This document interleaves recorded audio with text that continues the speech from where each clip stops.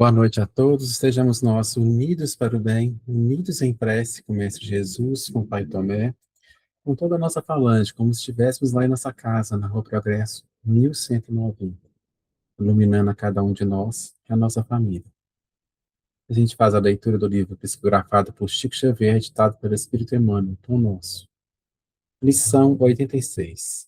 Intentar e agir. E fazei veredas direitas para os vossos pés, para o que manqueja, se não desvie inteiramente, mas antes seja sarado. Paulo, Carta aos Hebreus, capítulo 12, versículo 13. O homem bem-intencionado refletirá intensamente em melhores caminhos, alimentando ideais superiores e inclinando-se à bondade e à justiça. Convenhamos, porém, que a boa intenção passará sem maior benefício, caso não se ligue à esfera das realidades imediatas na ação reta. É necessário meditar no bem. Todavia, é imprescindível executá-lo. A providência divina cerca a estrada das criaturas com o material da edificação eterna, possibilitando-lhes a construção das veredas direitas, a que Paulo de Tarso se reporta. Semelhante realização por parte do discípulo é indispensável, porquanto, em torno de seus caminhos, segue os que manquejam. Os prisioneiros da ignorância e da má-fé arrastam-se, como podem, nas margens do serviço de ordem superior e, de quando em quando, se aproximam dos servidores fiéis do Cristo, propondo-lhes medidas e negócios que se lhe ajustem à mentalidade inferior. Somente aqueles que constroem estradas retas escapam aos assaltos sutis, defendendo-se e oferecendo-lhes também novas bases a fim de que não se desviem inteiramente dos desígnios divinos. Aplica sempre as tuas boas intenções no plano da realidade prática, para que tuas obras se iluminem de amor e para que teu amor não se faça órfão de boas obras. Faz isso por ti, que necessitas de elevação, por aqueles que ainda te procuram, manquejando. Lição 86. Intentar e agir. E fazei veredas direitas para os vossos pés, para que o que manqueja se não desvie inteiramente, mas antes seja sarado. Paulo, Carta aos Hebreus, capítulo 12, versículo 13. Boa noite a todos, boa noite a todas. Espero que estejam bem. Vamos falar um pouquinho do contexto dessa carta de Paulo de Tarso. A epístola de Paulo, ela trata principalmente sobre a questão da conduta moral, a conduta que Jesus apresenta, e Paulo tenta esclarecer através da epístola aos Hebreus. O apóstolo ele tenta narrar de uma forma muito consoladora no começo do texto. É muito comum na nossa vida pessoal nós nos indagarmos dos propósitos de algumas tribulações, algumas dificuldades, alguns desafios diários que nós temos que enfrentar, grandes ou pequenos. Paulo ele tenta consolar a comunidade dos hebreus, mostrando que para toda coisa que acontece na nossa vida, de bom ou de não tão bom assim, tem um propósito útil, que Deus é um pai que procura educar seus filhos. E às vezes, um todo pai bom coloca a gente para a vida, joga a gente para tentar se virar um pouco, joga a gente para tentar passar por uns desafios, por causa que sabe que vai chegar um momento que ele não vai estar lá para estar de mão dada com a gente. Que nós precisamos aprender a nos virar sozinhos um pouco. E às vezes a forma é um pouquinho conturbada, é um pouquinho turbulenta, mas o objetivo é bem cumprido quando nós nos tornamos pessoas mais sábias. Apesar da experiência ser um pouco turbulenta, nós nos tornamos mais fortes através disso. Então, Paulo trata dessa forma de consolar os hebreus, mostrando para eles que tem uma causa útil, que Deus coloca tudo no nosso caminho para o nosso bem, apesar de imediatamente parecer que algumas coisas estão contra nós. Veredas, muito no contexto teológico, muito no contexto bíblico, é utilizado pela comunidade hebraica para se referir de uma forma de fazer uma analogia com a conduta moral, com o comportamento. Fazer veredas direitas é o ajuste do comportamento. Veredas é um tipo de caminho, geralmente ele é bem estreito, o que narra muito bem com o contexto bíblico, né? Jesus sempre fala que a porta o caminho que leva à salvação ele é estreito. Então Paulo usa o termo veredas por essa construção, né? Afinal de contas, Jesus já falou sobre um caminho estreito. O Emmanuel ele fala muito sobre a questão de transformar o conhecimento em uma conduta. Quando o conhecimento se transforma em sabedoria, qual a diferença? Que a sabedoria é o conhecimento prático.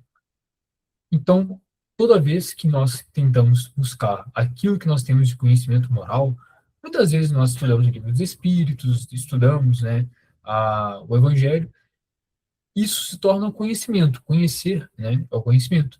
A sabedoria é quando nós aplicamos.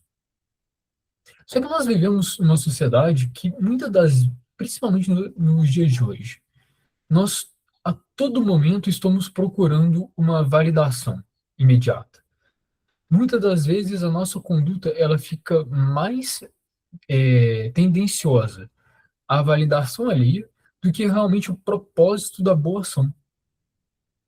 A propósito da boa ação é nos tornarmos pessoas boas, que consecutivamente vai levar-nos à nossa verdadeira felicidade. E nessa nossa ânsia da validação alheia, nós acabamos procurando um propósito diferente do que realmente a construção da nossa própria felicidade, do que a disciplina que nos leva à virtude. Tem um filme muito interessante chamado O Dilema das Redes, que ele mostra certos aspectos das redes sociais, sobre a questão da avaliação e da recepção do feedback, né, da avaliação alheia imediata. Que nosso cérebro, né, nós seres humanos, nós somos construídos de uma forma social, de uma forma biológica, que não foi feita para uma constante avaliação imediata. Essa constante preocupação da validação dos outros indivíduos do grupo social que nós estamos envolvidos. Isso pode se tornar muito nocivo para o cérebro humano. É um filme muito interessante, que eu acho que vale bastante a pena todo mundo ver, porque fala muito sobre a questão comportamental no mundo que nós vivemos, que é extremamente conectado. O que é interessante também, que André Luiz narra muito em seus livros da série do mundo espiritual, é que muitas das vezes o nosso comportamento ele se torna mais importante quando não tem ninguém vendo. Nos momentos que nós escolhemos fazer a coisa certa, quando não tem ninguém para nos avaliar, justamente nesses momentos são os momentos mais importantes de nossas encarnações. O que André Luiz mostra é que tanto isso vale pela construção virtual de uma conduta saudável, quanto também existem multidões de espíritos que estão nos observando.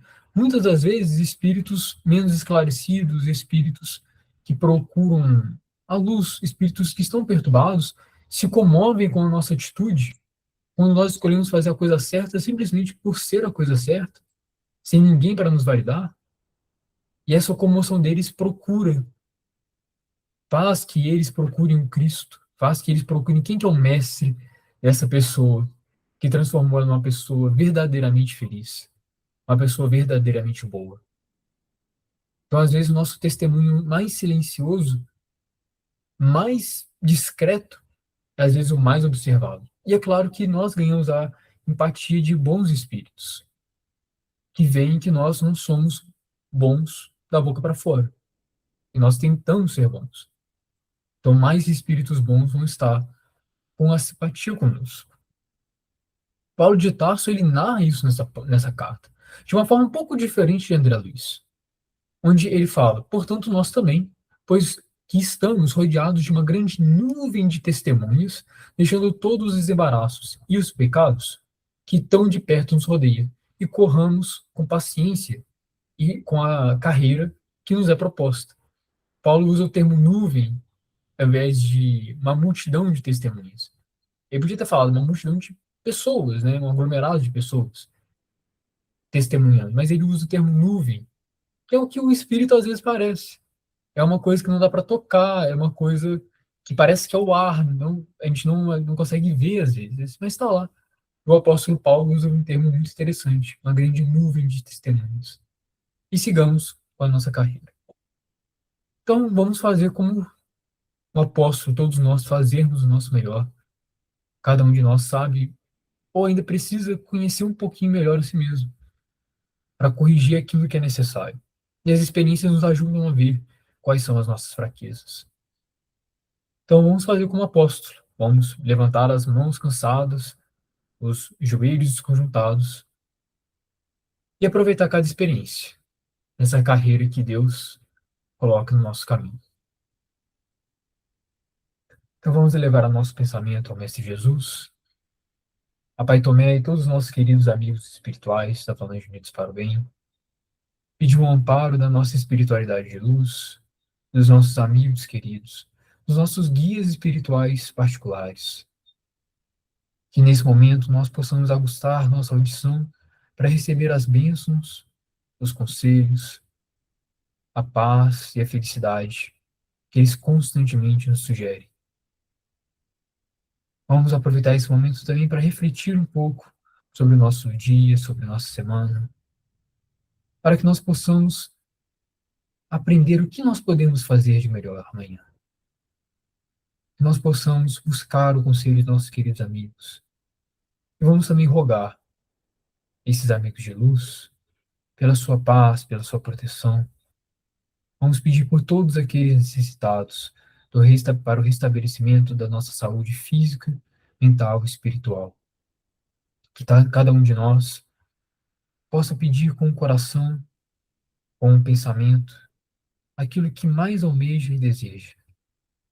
Vamos pedir pela fluidificação de nossas águas, pela fluidificação de nosso corpo físico e do nosso corpo espiritual, para que ele seja bem alinhado, que ele seja harmonizado com as energias de paz necessárias para a nossa vivência, para que nós possamos atender às responsabilidades que a vida nos concede.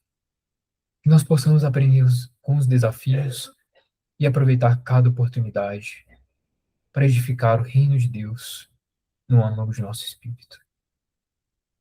Que nosso Pai amado, nosso Pai Altíssimo, possa sarar todas as feridas, todas as enfermidades, sejam físicas, sejam espirituais. Que Ele possa amparar todos aqueles que têm fome, por todos aqueles que passam pela guerra, pela discórdia. Que abençoe também todas as instituições, todos os governos, todos os líderes, para que os pensamentos da preservação da vida, do amor e a união dos povos seja soberana acima de nosso orgulho e de nossa vaidade. Que a paz do Mestre Jesus seja conosco e que nós, Mestre, possamos procurar a vossa paz no nosso coração hoje e sempre. Pai nosso que estais nos céus, santificado seja o vosso nome. Venha a nós o vosso reino e que seja feita a vossa vontade, assim na terra como nos céus.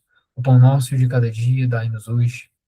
Perdoai-nos as nossas ofensas, assim como nós perdoamos aqueles que nos têm nos ofendido.